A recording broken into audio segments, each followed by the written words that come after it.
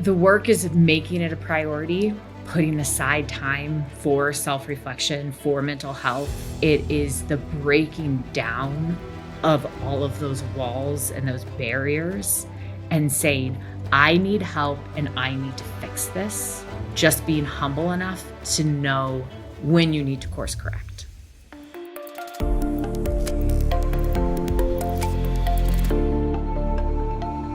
Amelia, I am stoked to have you on the Finding Mastery podcast. And before we dive in, how are you? I am doing very well, thank you. I'm very excited to be here. Would you say otherwise if you were not? If you were having a really tough time, would you say otherwise? It depends on who I'm talking to and what kind of conversation I'm having. For the most part, I like to be very honest. Now at this point in my life, I like to tell people, actually been kind of a rough one, but getting through it. The reason I ask you that question is because on your Instagram, you present in a way that is overuse a word right now as a placeholder, but there's an honest, there's an authenticity about the porous nature between your external world and your internal life. I want to get into the mechanics of how that porous nature between those, the internal and external, has worked for you. Before we dive in, can you explain obstacle racing? Can you give us a sense of what that is so that our imagination can be clear about how you've spent most of your life? Very good question. I like to describe obstacle racing as kind of a combination of American Ninja Warrior. What people are very familiar, I think, with that show. And so you're climbing on things, you're jumping on things, but then also a lot of running and heavy lifting, kind of a military inspired course. So you're out there for 10, 12 miles, sometimes for 24 hours, depending on the race. And you are crawling under barbed wire, you are climbing over walls, you are carrying heavy things up a mountain, you are swimming in freezing cold lakes. So just very much a variety of strength and speed and endurance and skill. I started obstacle racing actually not until my mid-20s. I was already an attorney at that point, and then figured out I was actually really I was good at this as well. And so I spent several years at the top of obstacle racing and decided at that point, I kind of wanted to transition to ultra running as well. And so I started running ultras and I started running 100 milers and all of these crazy races. And I had to manage injury in this because I was also hiding something that I didn't want to admit to myself and I didn't want to admit to others, was that during this arc of my obstacle racing career, and the eating disorder that I had dealt with as a teenager came back in full force. So I was relapsing hard into an eating disorder. I was running and training absurd distances, and I started to break. And I got a femoral stress fracture, and it was easy to kind of write off as a one-time thing. And then I got another stress fracture, and then I got another stress fracture. And I threw my hands up in the air telling everybody, I'm doing everything right. I don't know what's going on. When internally I knew I wasn't feeding myself appropriately.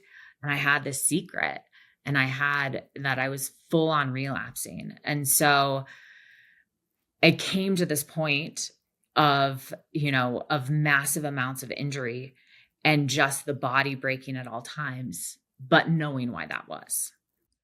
When I say 4-time obstacle racing world champion and 3-time Tough Mudder champion, like when you hear that played back to you, how do you respond to that part of your accomplishments? So I think for so much of my performance has been, and so much of my achievements they've been incredible on the outside, but like it hasn't fit with the narrative that I've had of myself from a very, very young age.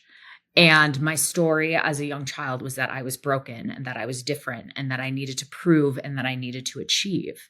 And for many years, it's like I ran away. If as long as I kept achieving, then I never really had to face myself as a person. And so I think these past, 10 years have been me coming into being, this is who I am as a person. And and feeling aligned with what I project in the external world and like how I feel on the inside as well. And doing that and breaking down that I don't have to hide behind a veneer of accomplishments and, titles and world championships, that people could actually accept me for me. And I think a lot of what I've dealt with from a mental health aspect has been trying to kind of unfurl and untangle all of that. And is the reason I'm asking, I'm trying to get right underneath the surface Yeah. about something that's very important to you, which is this overall sense of mental health in people's Yeah. lives. But here you are purposely training for very difficult, harsh, rugged circumstances for you to operate well in those environments. And and then you did it on the world stage, like a four-time obstacle racing world champion is no joke. And I'm wondering if you kind of pull away from the accomplishment because, well, it was early, the the real athletes weren't there. I was just, kind of lucky. Like, can you just keep going a little bit about why you shrink from it? And do not let me put words in your mouth. I'm just making up a narrative to bounce off. No, actually, you took the words from my mouth. So yes, I think there was a lot of that. And I also think it came from a time where I wasn't necessarily treating my body the best. And so I look back on these performances and these accomplishments, but also knowing that internally, I think I was doing a lot of damage to myself physically and mentally and emotionally in trying to get to that space, What space? to get to the space of being at the top, of Okay, so it was being, about an external. It wasn't yeah, about being your best, it was about being the best? it was about being the best. And it didn't start that way. What happened was when I won the first one, I was like, wow, this is super cool. And this is amazing. But then I was terrified of losing that because if I was on top, you have the target on your back. And everything became about how do I not lose that? Because I didn't know what losing it would mean for the rest of my life. I'm so happy that you're bringing that up so clearly. And I do wanna know how you navigated that, but I also wanna do it in context of your nickname, Mm. the Queen of Pain. Help understand, like, what does that mean? The Queen of Pain.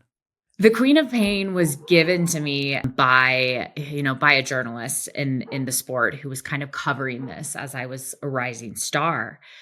And it was this concept that these races are painful and I'm doing things that are terribly uncomfortable and diving through freezing water.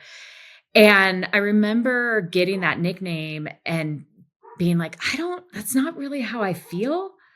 But at the same time, I was trying to project confidence. And so I owned it. And other people started calling me that because I was so good at this kind of, type of misery that I then took it on myself. And just because other people were displaying it and putting it on me, I decided, okay, like that is who I am. That is my persona. And I am the queen of pain. And this is what I need to project into the world. Even though on internally, I felt nothing like that. Wow. Okay. This is gonna get complicated. So, as psychology tends to be. Um, so what's complicated here is that you had an internal mechanism, is the way you felt. Somebody said, "Oh, she's the queen of pain," and you thought, "That's how I want to be seen." And then you would have to project that when it wasn't actually real.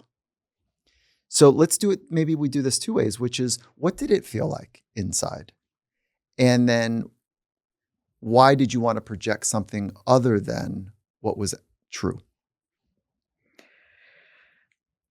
I felt this internal kind of cognitive dissonance every time somebody would say that to me, because everything that I had known from growing up or from who I was that there was something wrong with me. I was broken in some kind of way. I was the weird kid. I was the kid that nobody liked. And I was weak. I cried a lot. I I had a lot of emotion. And so then to have somebody say, "Oh, but she's this stoic badass that's out there conquering all these things." It was everything I think I wanted to be. It was everything I wanted to be, but internally, I don't feel like I'd ever been that way. So it felt like a different person entirely that people were making up for me. But a part of me Amelia. wanted that so bad, Yes. I Yes. tried to become that. The pain inside of what you're talking about is very different. So you're projecting the queen of pain, Mm, but dissonance doesn't give enough gravitas to that splitting of self. And I'm not using it in a schizophrenic term. I'm talking about the two selves way, which is if you really knew, you'd know that I'm a bit of a mess in here, that I feel very fragile, kind of lonely. There's a fear that is driven. I've felt what it feels like to be pushed to the side and made fun of. And I don't like that feeling, but that's the honest part of me. I have dimensions. There are other parts that are very capable and fill in the blank, but there's a core part of me that has a struggle. Do I have that part right? Because I want to make sure that I get it right. yes, you do, and I think for me, it was because I had this narrative around mental health that I had hid for so many years that I didn't want What was that anybody to know. narrative? So Yeah, I what was was like, that narrative? yeah, I was diagnosed with obsessive compulsive disorder when I was 8 years old as a kid. And, it was very debilitating for me in terms of fears and ruminations and phobias. And I didn't know anybody else at that age who had ever been diagnosed with a mental health issue. And so the idea was hide it, hide it. And Did then you get that from your parents or from the psychologist or physician? I think and this is my parents are absolutely wonderful, so I don't feel like I wanna knock on my parents here, but there was a narrative of why can't you be like the other kids? Yeah, And I and understand. and I Mhm. think you internalize that and you feel I that. understand. Mhm. And then when I was 16, I was diagnosed with anorexia and I was hospitalized for 8 weeks, and then spent the next 10 years, 5 years or so in and out of treatment facilities. And by the time I'd hit my mid-20s, I was like, "Okay, that's done. That's not me anymore. I don't wanna be the broken individual." And in a way, I think with obstacle racing with sport, it was a way for me to prove to myself that I wasn't this broken individual. And so I just said, "Okay, I'm never gonna talk about it again," or it's just that's not me anymore. So I don't know if I actually sought it out actually, but I was drawn to it and just hiding the old narrative of myself. Okay, so the linking is probably very obvious to you between OCD and anorexia. Mhm. And I don't think many people might know that linking, but it is actually clear from a structural, chemical, psychological, and behavioral expression. Maybe we can do as a testament to how powerful it is to go within to better understand for this desired state of mental health. Can we just spend a minute and understand your experience of OCD? And was it more compulsions? Was it more obsessions? Was it truly the combination of both?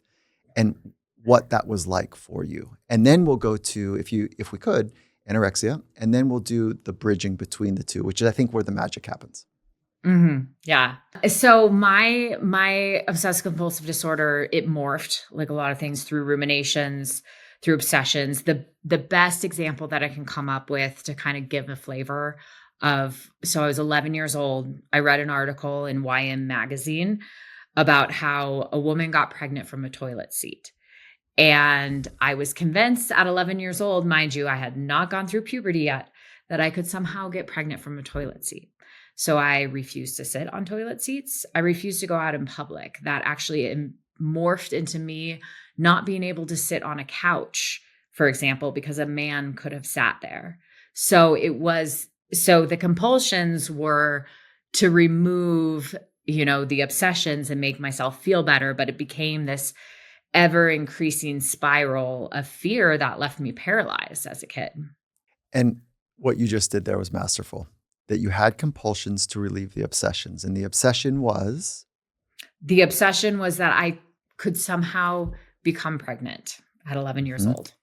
And the compulsion was are the repeated behaviors. They can be internal or external. So you can have internal compulsions or external. And yours were external, Mhm.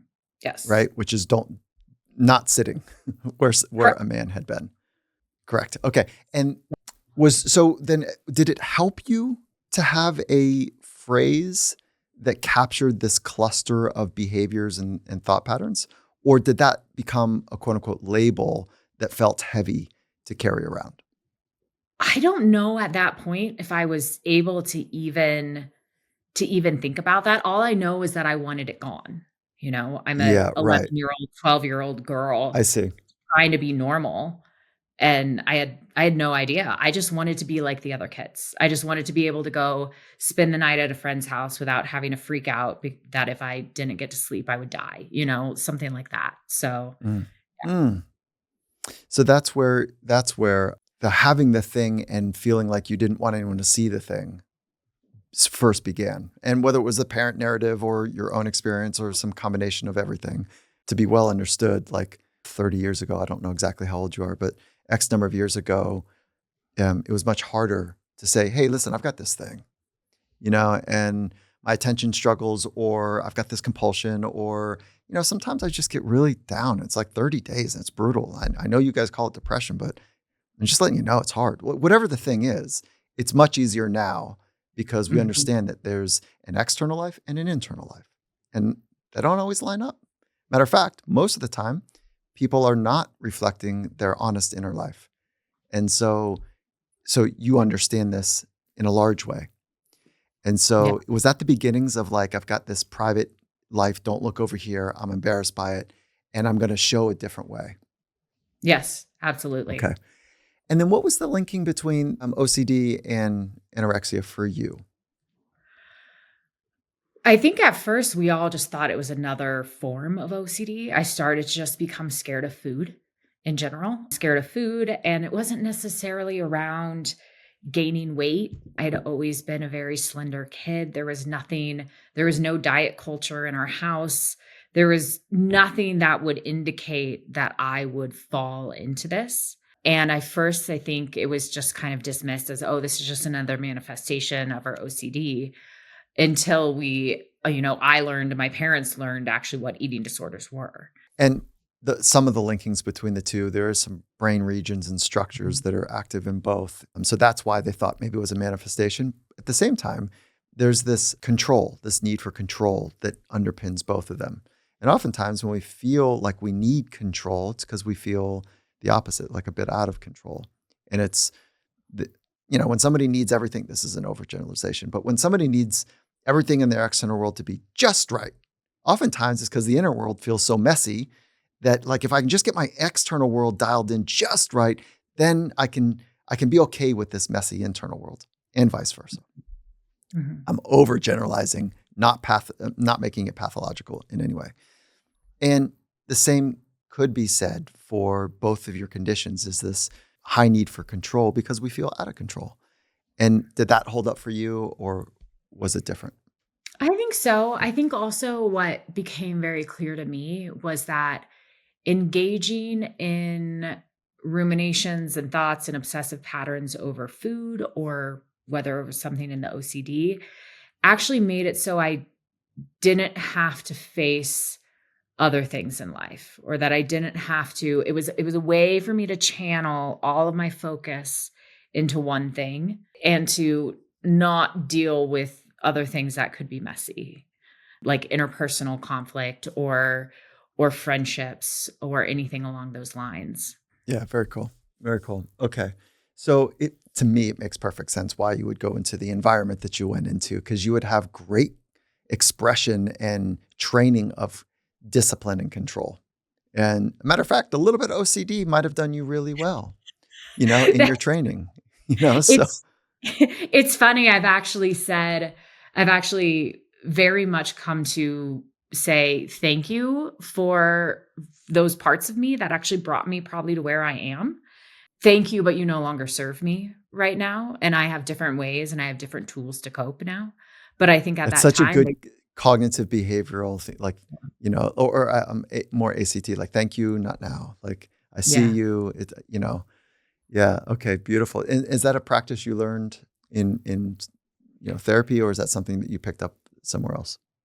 Through therapy, I've Mhm. many years of different therapy programs have helped me in many ways. Did you also kind of work through some depression, anxiety along the way as well? Because oftentimes they can hang out with OCD. Yeah, I veer towards anxiety. Luckily, I've never dealt with depression, but definitely the anxiety has always been there. In sport, and I'm wondering in business, because you've got a big job at a large Mhm, multinational corporation. If these have also served you well, a little bit of anxiety, a little bit of OCD, and I'm not minimizing these because it sounds like you had deep struggles with them. But kind of once you maybe work through that phase, if you had some remnants that were still there that served you well, and I say that with the highest regard for what it means to suffer, and also the pro-social environments that we tend to find ourselves in that welcome some narcissism, welcome some anxiety, because you're going to work hard and you're going to think you can do something special. And it is about you and some OCD and, like high level sport, big mhm, business tend to have this, these triads, if you will, that don't work well in other competitive environments, let's say.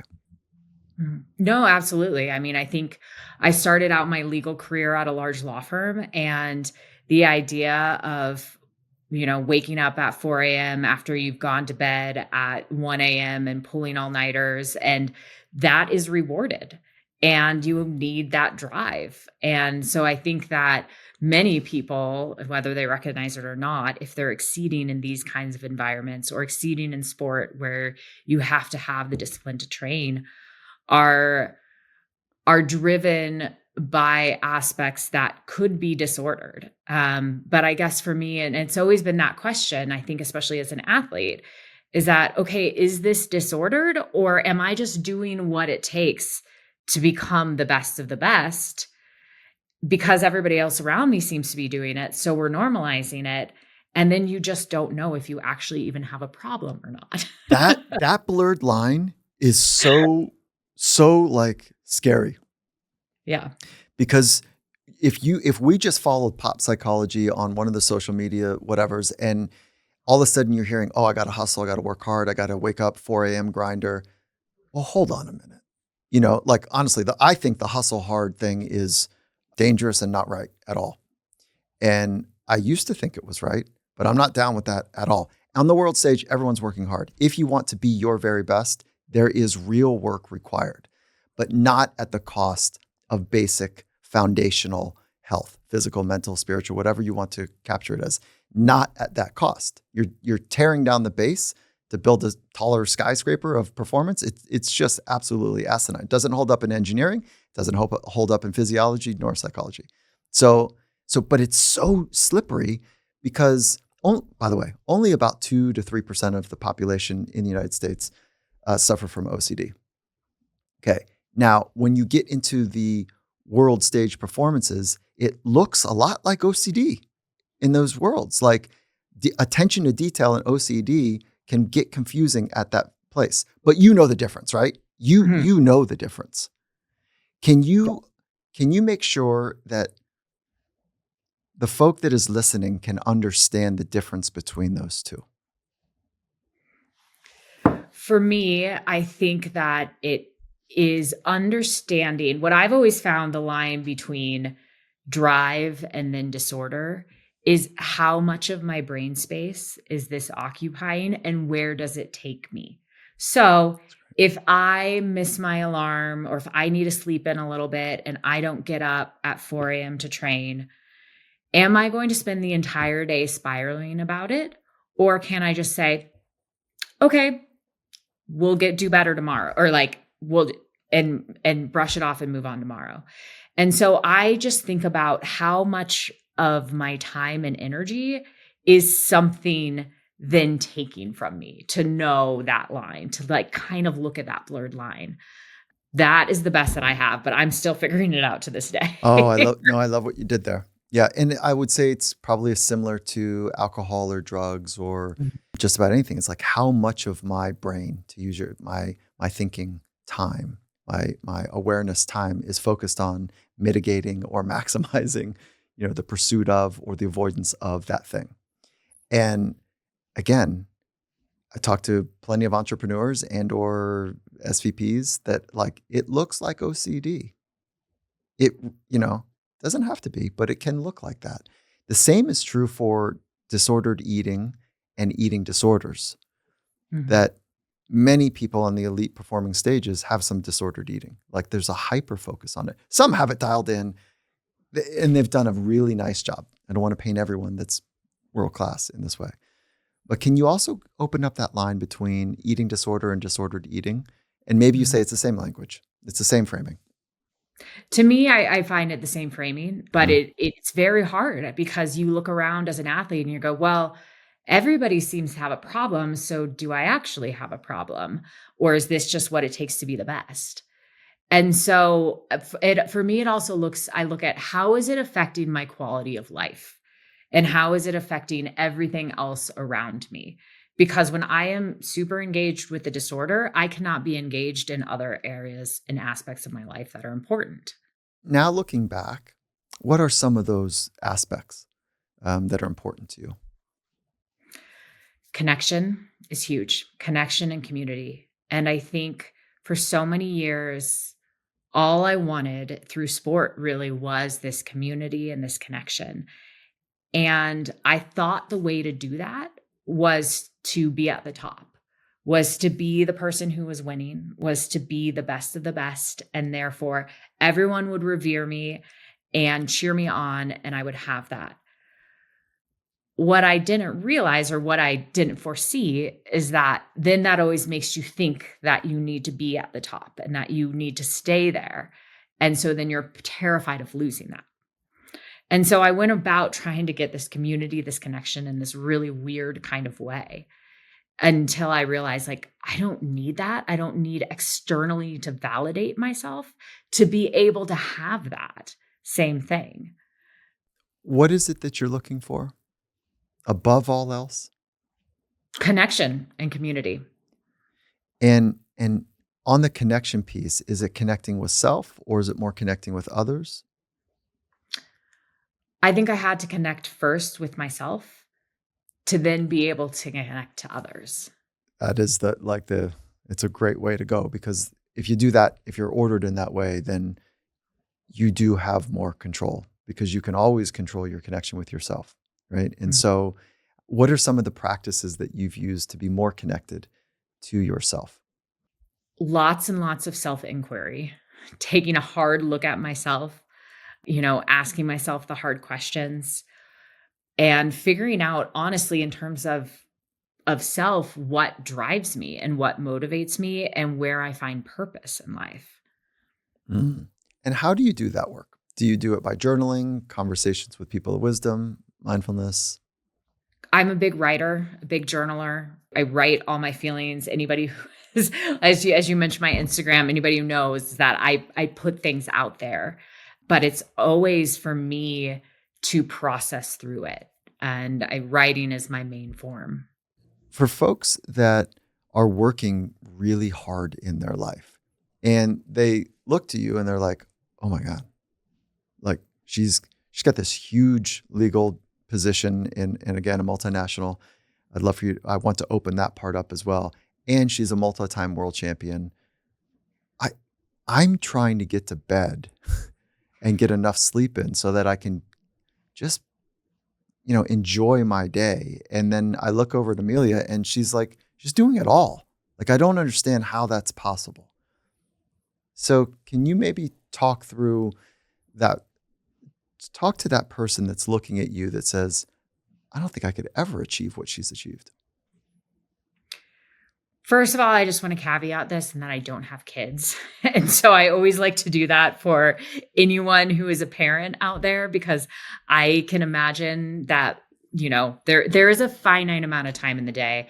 And I actually hate the when people say, oh, but there's 24 hours a day. You can always make time. You can always do this. Like, no, things are going to have to, things are going to have to give. Things are going to have you're going to have to like shift your priorities as you go through life. But I think for me, I find that when I'm really passionate about something, then I will make that time. When I don't want to do something, I won't make the time.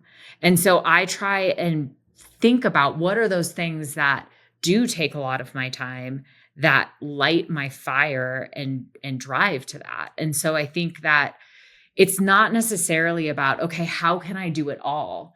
But how can I get in tune with what's important and focus on those things? How do you speak to the work-life balance bit? And, Yeah. as a senior corporate attorney at Apple and, this very time-intensive training set of practices that you have and your commitment to mental health and to have like this sense of flourishing in life, how do you speak to that balance? I don't think there's ever going to be a perfect answer. I think for me, what I've had to learn is that at some point, my training is going to have to suffer because I need to focus on work, or that I can't do everything all the time, and that I need to just be understanding that there's going to be a fluidity where certain things are going to take priority at certain points in my life, and that I just need to sign off from the other one for a bit of time as well. How do you navigate getting more clear on purpose? Is there a practice that you're anchoring to?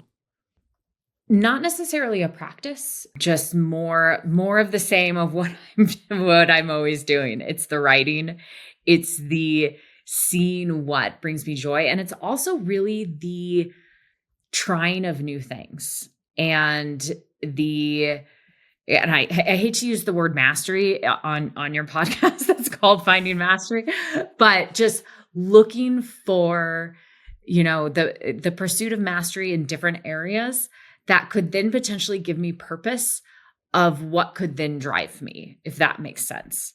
Yeah, you understand the pursuit of mastery, right? You Mhm. really understand it. And I think early on, maybe it was actually the pursuit of achievement, which is a Mhm. different path. But the pursuit of mastery, there's a warmth and a contouring. It's not well traveled, so there's not a lot of reference points. But when you spot somebody that's on that path, and again, it's very different than the path of achievement and the path of excellence. They're very, very different. Do you have a community of people or one or two folks that you say, yeah, they're on it too, and these are my people? I do. And I have made, concrete steps to making more of that community too, and to finding those people who really resonate with me in terms of that path. Okay, so when you think about the next phases, it's a little bit of a jump ball. Like I'm not exactly sure. I've got great awareness. I've got a body of work both as an attorney and as an athlete. I know what it means to work from the inside out, and it's a bit of an unknown, the next phase. I think what you're describing is really common.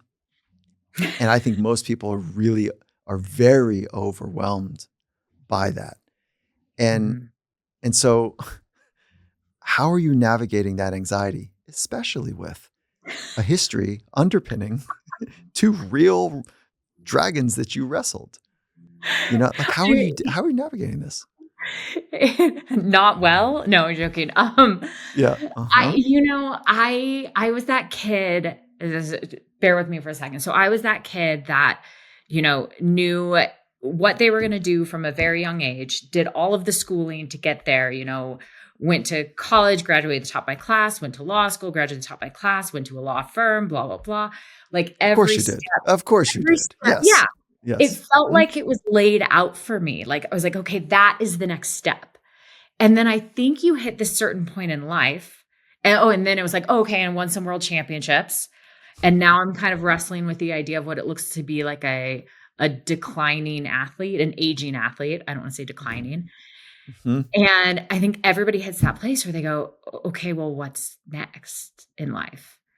And so I'm at that point, and in some ways, I think there's part of me kind of mourning some of the past of what I did have, And then also part of me that's like, wow, I have a blank slate into the future.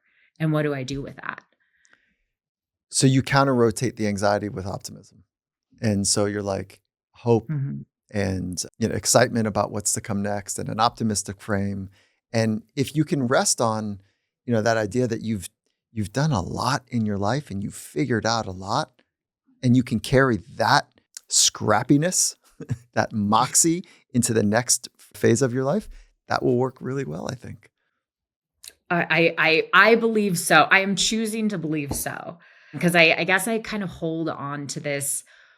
It's weird. I don't call myself an optimist, but I do hold on to this little thought that the best is always yet to come. And I don't know what that looks like yet, but, and it's That kind of is scares me optimism. to not know. Yeah. That is optimism.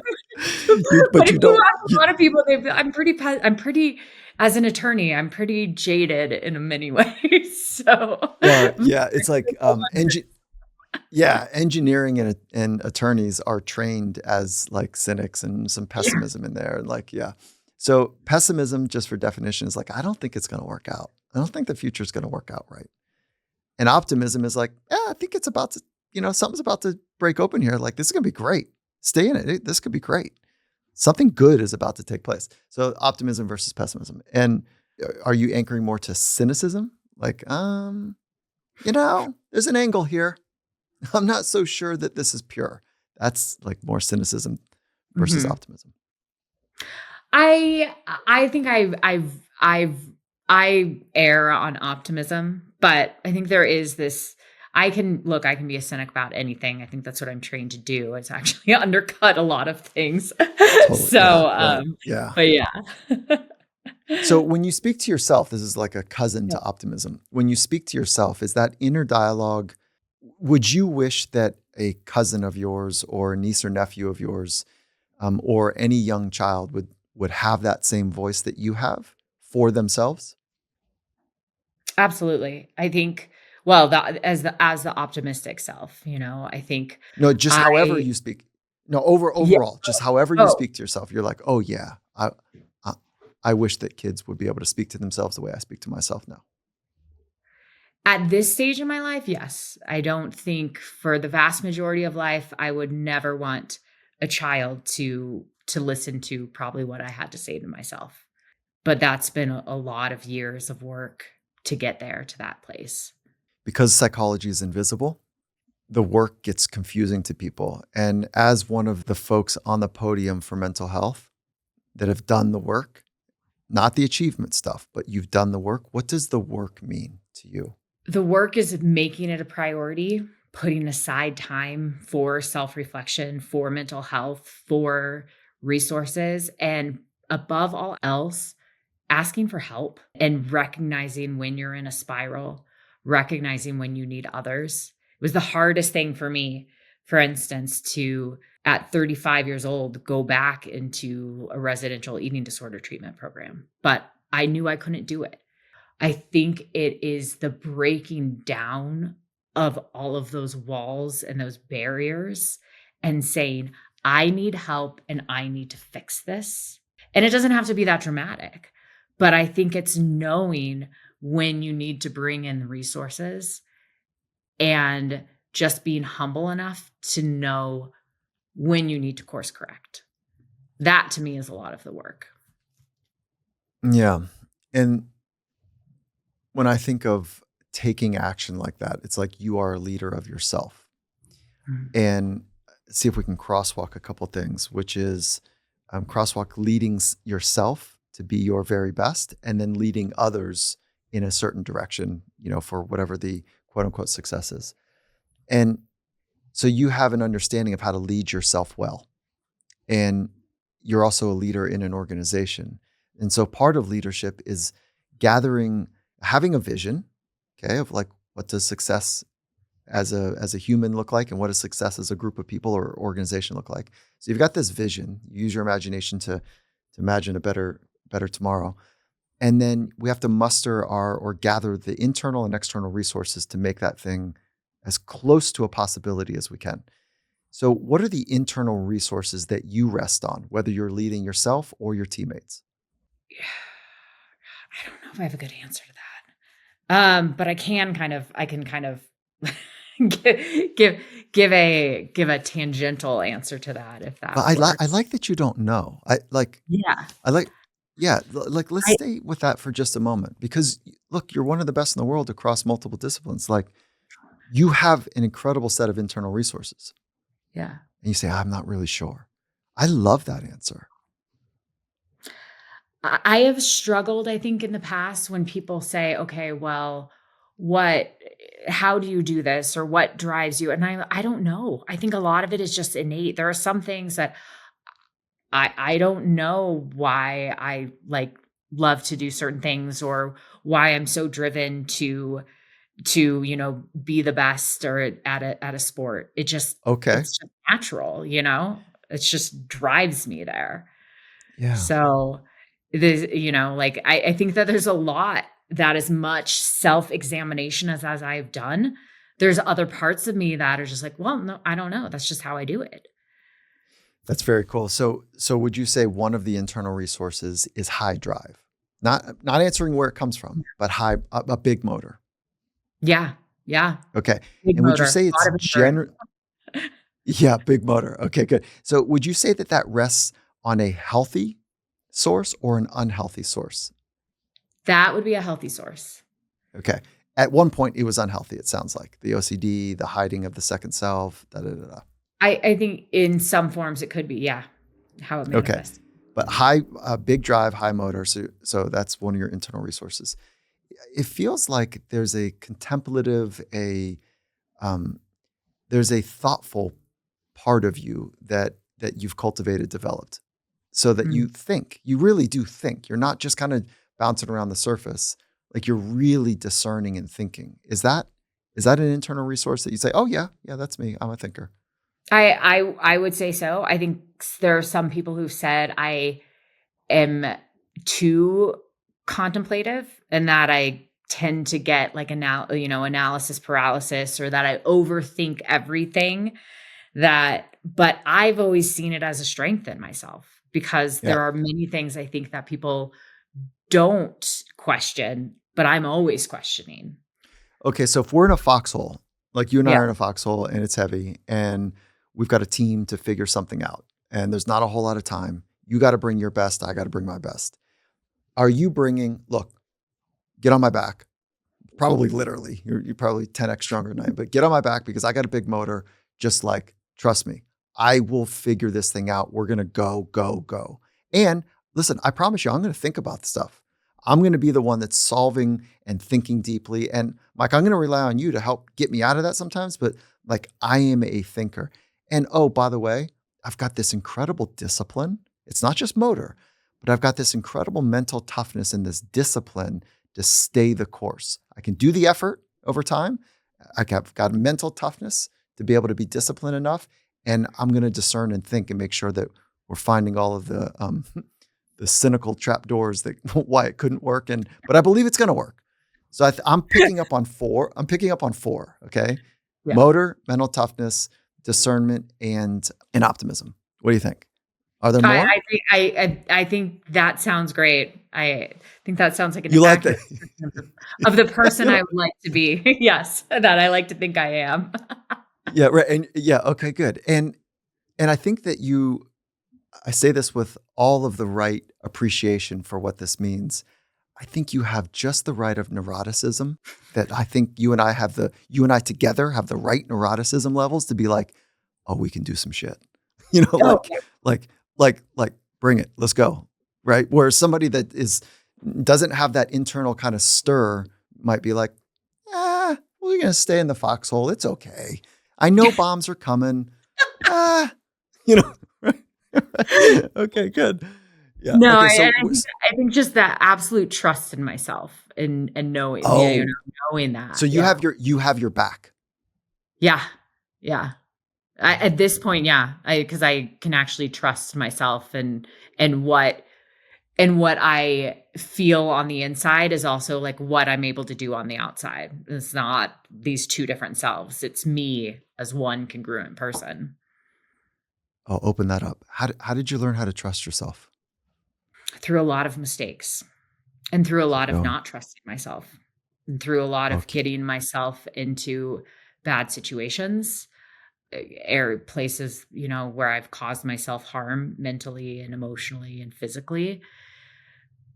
And then being self-aware enough to change those patterns.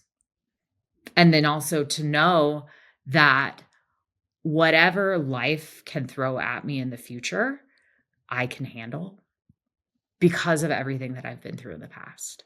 I want that for all of the people I love. Wish you could really bottle that, and figure out how to translate that with it. Mhm. Maybe, I don't know. I don't know if there's a way to go through it without facing down trauma. I don't know. I And I I so, don't like, think so, yeah. yeah, I mean, I think one of the most powerful statements we can make to ourselves is like, I'll figure that out. Yeah, I'll figure it out. I don't I don't want to go through that fire. Okay, I know it's coming, or it's here, or I'm in the middle of it. Okay, I'm going to figure this out too. Yeah. And that sense of deep trust of self is so radical. That's one of your resources that we need to add to the bucket. We went from 5 to 7 now. Okay. So I went these are from pretty not good. knowing any of them Yeah, right. to Yeah, right. That's right. Yeah, I'm not wrong. Yeah. Was that modesty, or like you just haven't thought about like, what do I take to a firefight? Like, you just haven't thought about your internal resources in that way. I mean, I think it's also just not being good at championing myself sometimes. I don't know if Mhm. it's modesty, it's just that I have this inherent fear of, quote, unquote, "tooting my own horn." And so to list out all of the things that make me great is very, unfamiliar and not comfortable for me. Yeah, But I I mean, know that they're there. I know that they're there, but I don't vocalize them. I can use me in this example, but like, Yeah. where do you start to wobble? So, two of us, maybe there's a couple more in the foxhole, Mhm. in the firefight, whatever analogy we're creating here or metaphor we're creating. And where do you start to break down? Is it you have such a high trust of self? Do you trust others? Where I start to break down is actually in starting to question myself by taking in too much feedback from others. And Interesting. letting So, and letting others sway me from I'm because I can be easily swayed. Even and overriding that inner self-trust, even though I know I shouldn't. okay, so it's like too much information, and then is it people pleasing? I don't get that from you, but is that the part that's coming up? I'm not sure if it's people pleasing or just too much information makes it so I start to second guess myself. Okay. So the analysis bit, the Yes. paralysis by analysis and the second guessing, Yeah. and then I don't know if there's it doesn't sound like there's a fatigue that gets in the way, but it's just this, again, I'm going to use this in the wrong way. I mean, not even, I was going to say loop because we mentioned looping earlier, but this is not the same thing. It's an analysis to try to understand better, to gather more information, to make sure that you're measuring twice, cutting once type of thing. But it's not the OCD type of loop. Right. Yeah. Yeah, and it's easy to discern that. So analysis, certainly overthinking is one way that Mhm. we tend to make mistakes. Frustration is another one, especially for people that are hard chargers getting after it. It's like, I don't get that from you, but frustration, intolerance, that happens for people that have a bit of a negative self-critical voice and they're very decisive. So when you Mhm. have that need, that desire to make fast decisions and you're critical on self and it's going slower than you expected, there can be a frustration of usually it's taken out on other people, which is where some of the teaming of things fray. So those are, a couple easy ones where people kind of wobble, if you will. So do you have, I'll go back to trust one more time. High trust or low trust of others? I would say high trust of others. So, and then how do you build high trust of others? That to me is I lead with vulnerability. I lead with opening myself up that then that then, hoping for that reciprocal relationship. So I build the trust through, exposing parts of myself, which and then they hope to reciprocate. I forget what that's called, that concept of like leveling up in like building. I don't know if you know, in terms of how you build trust with others. Mm. Um, but that's Well, mainly how I do it. yeah, there's a bunch of different approaches, but one of Yeah. the ones I think you're talking about is this bidding. Yep. And when you do something, when you take a small vulnerable step and the other person receives it and it's met, that type of bidding or exchange of vulnerability is because you don't have trust without vulnerability. There's something Mhm. special about what you're offering, which is time or an emotion or whatever. It could be money, it could be a lot of things. But when you bid and it's met, it's like, oh, that felt pretty good. And then when you bid again and somebody like misses it, then you would go back and you'd say, oh, well, maybe I didn't communicate properly or they're not safe. I'm not sure. So you try again until you get to the point where it's like, hey, what's going on? And if you investigate and they're like, oh my God, I totally missed it. Like I really want to be there for you. Maybe you give them another chance. Or, like Yep. maybe they're just not safe and they're, I don't know, wolf in sheep's clothing type of, nice person. Okay. So that's really cool. So it's what you're talking about is like Yeah. bidding is the way I think about it. All right.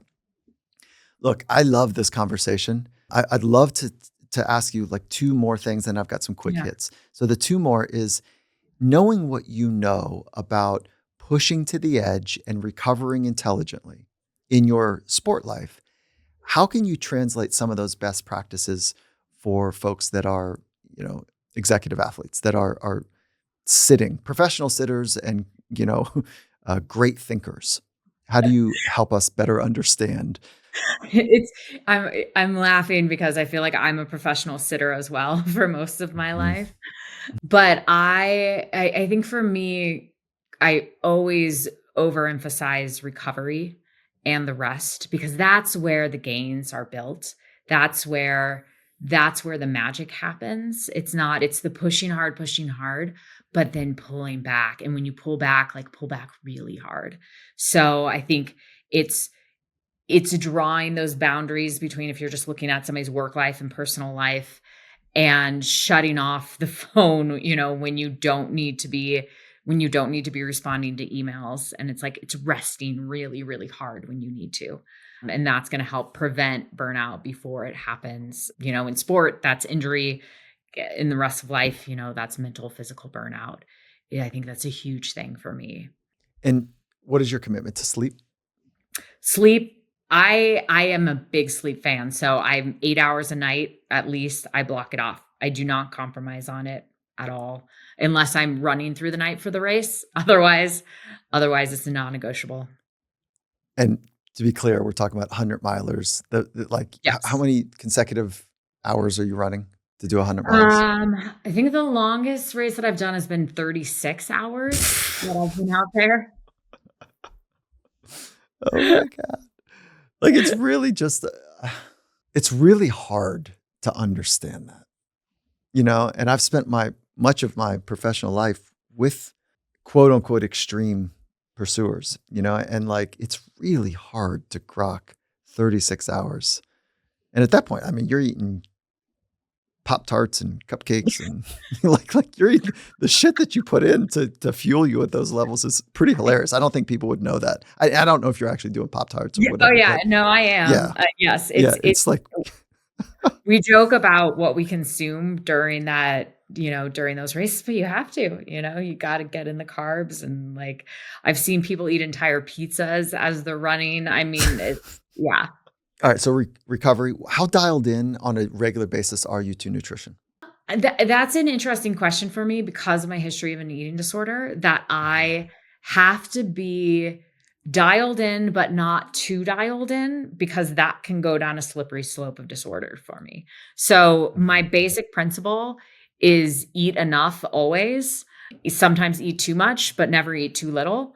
But I can't get into the weeds on macronutrients, things like that, just because of knowing that leads to a slippery path for me.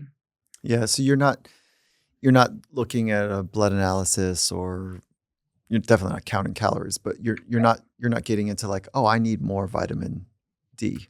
or omegas. You're not doing that type of blood I'm analysis. doing a fair amount, especially around bone health because I've had a lot of stress fractures. So I am, I'm keeping track of iron, of vitamin D, looking at the blood analysis, but I'm not doing like CGMs. I had to get away from a lot of the wearables that look at HRV and things like that. Just it's too much information for me. So, there's a fine line. What are you doing for bone health? I think about it for me, and I didn't have some of the trauma you had. So, and there's a different arc for males and females with bone health. So, can you teach us about some best practices that you think, like, no matter what, whether you're, even if you're a professional sitter, being a professional sitter is really bad for bone health, right? Yeah. So, what would you teach us as a clear takeaway? Like, make sure you're getting this dialed in right, because as we're getting older, for some of us, it'll be a challenge. Lifting heavy is the number one thing. So, and I say this as an endurance athlete who hates the gym. I hate the weight room, but I have had to force myself that you got to put, especially your spine, which is where you're going to lose a lot of bone density first. You've got to put your spine under load through back squats, you're seeing a lot of people rucking now, with weight. And just, I think that is the number one key. Nutrition is clearly important and getting everything that you need. But beyond that, I think plyometrics, jumping is another thing that they're looking at in terms of impact on bone health and how that's actually helpful as we get older as well. But yeah, lift weights. I'm on my parents all the time about the weight room. Yeah, no kidding. No kidding. Okay, if there was one practice, psychological mental practice that you would hope people do to live their best selves, what would you point to? I have so many. It's hard to pick just one. This sounds cliche, but I do think a gratitude practice is very important. And never to the point where it needs to be forced. I have gotten to that before. It's like I'm forcing gratitude. But if there's one thing that I come back to day after day, it's that. And I saw on Instagram, your Instagram page, that 2024 is the year of maybe for you. Can Mhm. you tell us about that? Yeah. So maybe is a phrase that have incorporated in my life through therapy, actually. It's actually related to OCD. And when some thought comes into my head and I'm like, oh God, but if this happens and then this and this and this and this, and just being maybe, maybe it will happen, maybe it won't. And knowing as a person who is prone to want to control everything, that I can't control everything. And so embracing that uncertainty and knowing like, maybe that's what my life will be like in 10 years. Maybe it won't. I can't know now. And fretting about it now is not going to change the future. Like, no amount of worrying about this right now is going to change that potential outcome. I love that. That's a really powerful cognitive mechanism. And with the OCD in particular, but whether it's OCD or anxiety, in particular with the OCD, did thought interruption or behavior interruption work for you? Like if, for example, like if it's light switching on and off, Mhm. you've got to do it like until it feels right. It could be 20 times or it could be 2 times or it could be 200 times and you end up missing your first meeting of the day because you're on the light switch. Did the stopping of the behavior, the interrupting of that loop, did that work for you or were there other strategies that worked for you? For me, yeah, the behavior interruption or just the awareness. I think I need for me and this, is just the pulling myself out into an awareness. And so it's a lot of my things are more questions where I say, okay, wait, where is this coming from? And can I pull myself back and pause? There's a lot of pausing Pausing. before That's cool. I Oh, that's cool. before I engage in a behavior. So even if I know that I'm going to start ruminating and spiraling, can I pause and just say, what are you doing right here now, Amelia? And just that little change of being able to catch yourself has done wonders for me. Both of those create space. Maybe. Yeah. And wait, hold on. Let me pause for a minute. That's both of them create space, which is kind Mhm. of the loop says, oh shit, like, oh, damn, Yeah. okay. Oh God. Okay. Let's just get out of the house then. Yeah. Right. Okay. You also wrote that if you wrote that the 30s were a journey of finding yourself, Hmm. and that you hope the 40s are a journey of celebrating that self. Hmm. So, how are you going to go about celebrating it? Celebration to me is embracing all parts of myself, the parts that I thought made me difficult, or the parts that maybe I thought people didn't like about me, but realizing that that's what makes me unique and that I'm at a point in my life where I don't want to beat those parts out of myself anymore. I think it's hard for me because I always want to be a better person. I'm always on this path of how do I be a better person and a friend and a partner? But at some point I can lose myself and not like lose my core self in there. And so the celebrating myself is saying, yeah, look, I'm a crier. I'm a feeler. I'm going to cry about these things. I'm going to feel big emotions. And that's how I show up in life. And that's okay, for example. And I think that that's really my journey now is embracing each part of myself who has brought me to where I am. What an enjoyable conversation, and thank you for allowing me to be curious with you and to step on some tripwires, and if I did, and like helping me understand, your psychology. Like, thank you for that gift. Thank you. Really appreciate it. Where do you want to point people to follow what you're doing to, be a bit of a leader towards being your very best? Where do you want to guide people? Yeah, I think my main avenue now is really via my Instagram, and then also I'm writing a Substack now, which is really everything that's kind of rumbling around in my head. That's where I put out all of these feelings, and there's no cohesive theme. It's these inner workings in my head that just come tumbling out. And what are the handles for both of those? Instagram is arboone11 and Substack is Amelia Boone at substack.com. It's actually called Race Ipsa Loquitur, which is a terrible legal pun. So, And Boone is Boone, and just to be E, clear. correct. Yeah. Yes. I'm so stoked to meet you in this way. And I hope that we find a time to meet in person. And what a beacon for hope and strength and insight and discernment, and what it means to lead well, to be your very best, and to potentially lead others on that same arc. And so I just want to say thank you again. Thank you. Really appreciate it having me.